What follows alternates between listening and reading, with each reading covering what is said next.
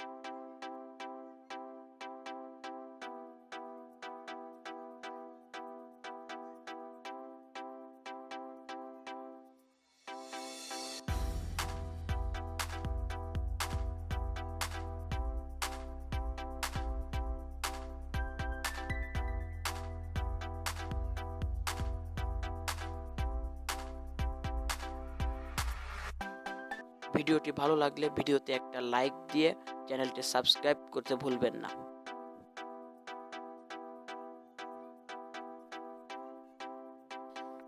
ধন্যবাদ বন্ধুরা, আজকে এই পর্যন্ত। দেখা হবে পরের ভিডিওতে।